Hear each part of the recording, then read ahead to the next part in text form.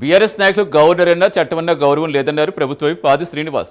గవర్నర్ను అవమానించే విధంగా మాట్లాడడం సరికాదన్నారు. గవర్నర్ ప్రసంగం 2 ఏళ్ల కాంగ్రెస్ అభివృద్ధి పనితీరుకు అద్దం పట్టేలా ఉందన్నారు. అది జీర్ణించుకోలేక బీఆర్ఎస్ నాయకులు గవర్నర్ ప్రసంగం అవమానించారన్నారు. 6 గ్యారంటీల్లో 5 గ్యారంటీలు అమలవుతున్నా బీఆర్ఎస్ నాయకులు కళ్ళకు కనిపించడం లేదా అంటూ ఆది శ్రీనివాస్ ఫైర్ అయ్యారు.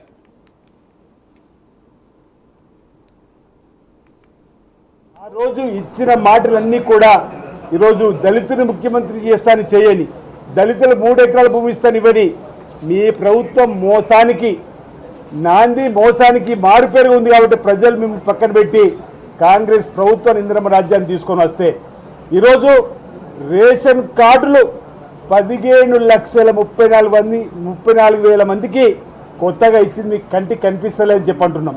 కొత్తగా 19 లక్షల మందిని రేషన్ కార్డులో చేర్చింది. ఇప్పుడు మా గవర్నర్ ప్రసంగంలో చెప్పింది మీకు చెవులు వినపడతలేవని అడుగుతున్నాం.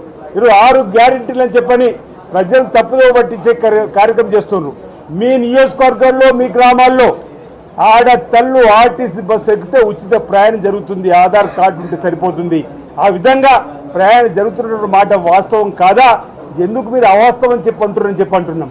200 యూనిట్లు కరెంటు కాల్చుకుంటే ఉచిత కరెంట్ అని చెప్పిన మాట అమలవుతుంది మీ నియోజకవర్గంలో.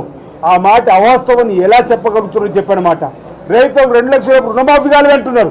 25,000 కుటుంబాలకు 20,650,000 కోట్లు 1 టోకెన్ ద్వారా రైతులకు రుణమాఫీ చేసి కొత్తగా రుణం పొందించే కార్యక్రమం నియోజకవర్గంలో జరగలేదని అడుగుతా ఉన్నాం. ఆ రోజు